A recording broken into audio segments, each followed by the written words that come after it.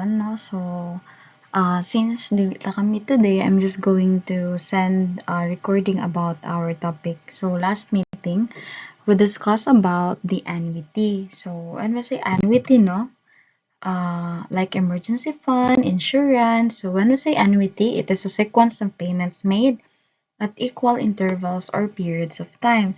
Basta kay naatay ginabayad with equal intervals. For example, like gabayad ka sa imong boarding house of 500 per month, no? So for 2 years, and that is annuity. Another kung ga utang mo og refrigerator I mean, so more likely kung gabayan mo nag 2,000 per month for 8 months, therefore it is an annuity. No? So in other words, naatay sequence or series of payments nga ginabuhat with fixed intervals, either monthly ba ka gabayad, yearly ba ka gabayad, or per 6 months ba ka gabayad, every 6 months ba ka gabayad, no?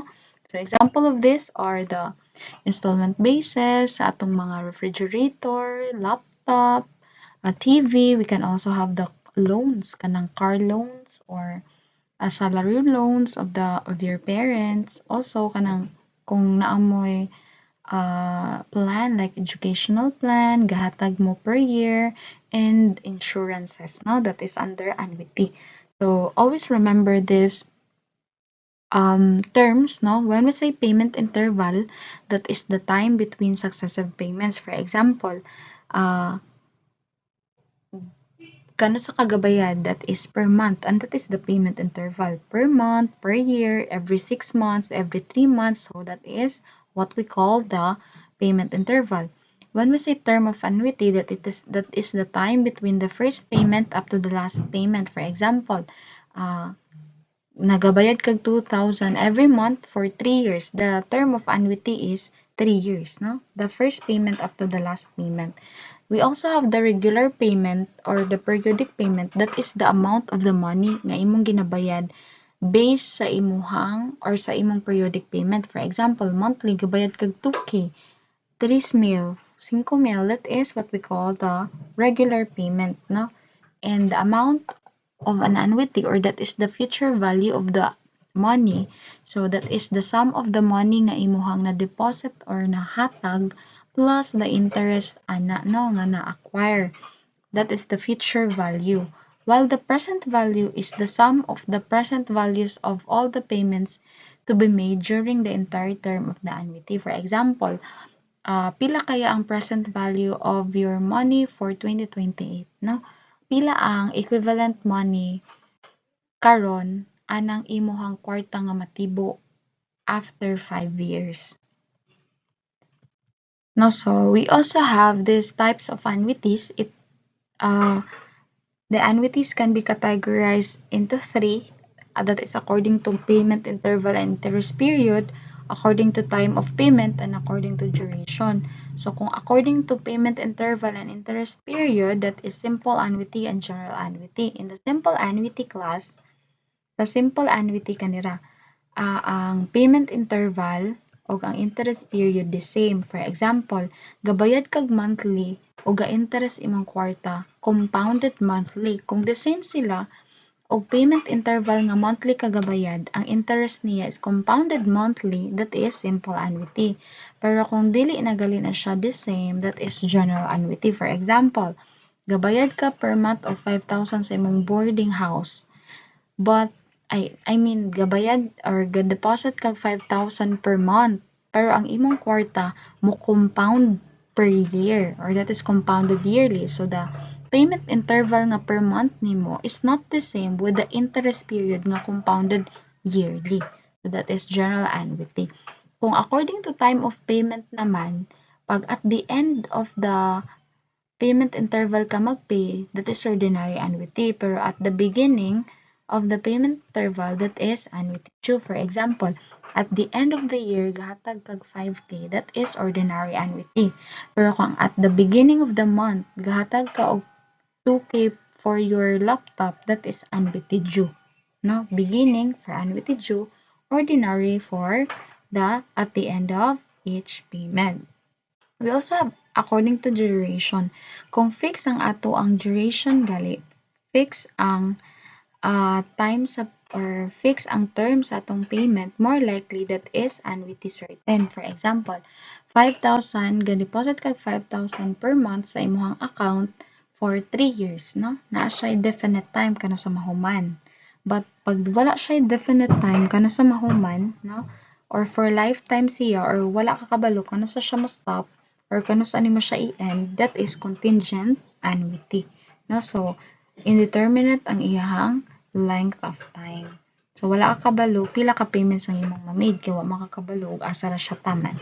Okay, again, simple annuity, general annuity. We also have ordinary annuity and annuity due, and of course, annuity certain and contingent annuity. In the ordinary, in our examples here, ordinary annuity ang atong i-make use. No, so example of that is we have the car loan, the badya nga mga loans, and even rentals. No, that is under annuity. No, so we have this one. Now, one type of annuity is simple annuity in which ang payment interval niya is the same as the interest period. No? So we have this time diagram. This is our present value. This is our future value. Where our R kay periodic payment or regular payment nga imong gina-made. This one is the interval. So gikan sa 0 to 1, to 1 to 3, 2, 2 to 3, 4, up to pila ka payments imong made. Okay, so for example, so suppose Mrs. Remoto would like to save 3,000 at the end of each month for 6 months in a fund that gives 9% compounded monthly. Gatag siya each month, ga-compound pagid siya monthly. The same ang iyang payment interval o iyang interest period, and that is simple annuity. So naatay kani nga time diagram. At the beginning or at the end man siya of each month, so mo start siya diri sa 1. Kada month gahatag siya 3,000 for 6 months, no? So we have that one. So another periodic payment nga 3, ang term niya is 6, and of course the payment interval is 1 month. So if we're going to have that one, no, maniyang cash flow. So by using the formula ta dito. What is the future value kaya of this one?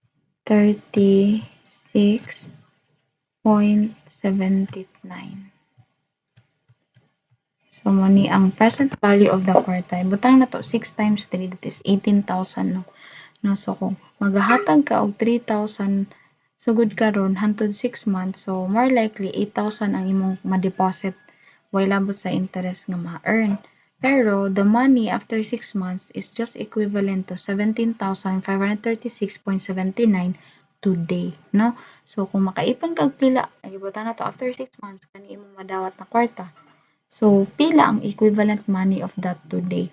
Kay we cannot expect na ang 1 peso today is the same with 1 peso, the same value nga 1 peso after 6 months. Di ba, dili? So, sa unang panahon, ang 20 pesos daghan na kang mapalit.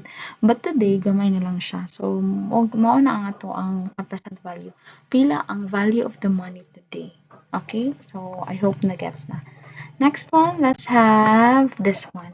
What if ang gipangita is cash price? Now, for example, na mga car, no? Sa car, magud kay dili lang ingon nga gabayad ta per month, but of course, at the first payment or our kuan reserve na siya reservation fee or down payment na ihatag before ta mag-installment sa iya.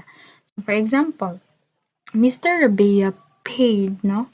Nag-pay sa siya og 200,000 as down payment sa iyang car. So, the remaining amount, no, is to be settled by paying 16,200 at the end of each month for 5 years. So, if interest is 10.5% compounded monthly, what do you think is the cash price of his car? The cash price of his car is the down payment plus the present value of the money sa iyahang ginapay per month, no? Mo na cash price. So first, of course, we know pila may down payment. Therefore, we're going to solve for the present value of the katugaling iyahang ginabayad or iyahang installment basis na installment niya. So 16,200 pila ang present value sa iyang 16,200 per month for 5 years if its interest is compounded monthly at 10.5%. Sige. So again, to get the cash value or cash price or pila ang kantidad sa iyahang car karon today. So we're just going to get the present value of the installment basis niya plus the down payment of the car. Sige. So first, we know that the down payment is pila ang down payment? Yes, the down payment is 200,000. The next one is we're going to get the present. Yes, the present value. So how are we going to get for the present value? So of course, we're just going to use the formula which is P is equal to the R times 1 minus 1 plus the rate over M times negative MT or negative N. Basta number of payments nga mahimo. Mag-MT na ta basta naa na years, no? Pero ma-times na to diretso. Over RM. Sige. Tani close. So, ang present value is, pulihan na din na to. So, pila ang R or pila ang yung regular payment per month. That is 16,200 times 1 minus 1 plus pila yung rate. That is 10.5% of that is 0.105. Tama ba ko? Compounded unsa siya? Compounded monthly. So, therefore, we divide it by 12. Okay? So, from that, ang negative 12 times of pila din ka years siya. 12 times 5. Ngano ganina gidito na to 6 kay wa man siya nag-year. So 6 months tas monthly ka gabayad idi 6 pod ka payments imong ma-made.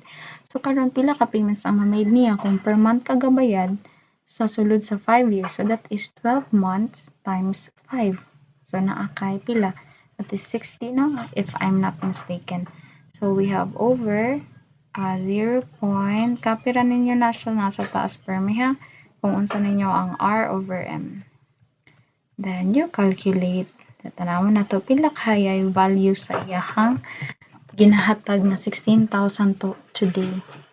Sige, 16,200 times the fraction of 1 minus 1, 1 minus parenthesis, 1 plus fraction 0.105 over 12 parenthesis raised to negative 12 parenthesis 5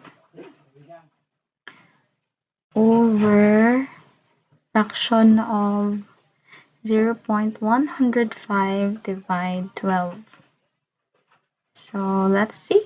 The answer is yes, no. So we have 753,702.20. Tama ba? 199 man na. So, 9 man ang katapat ng 9, tas 9 pag yun, so 20 na siya. Sige, so, again, the present value of atong 16,200 na iyang ginabutang is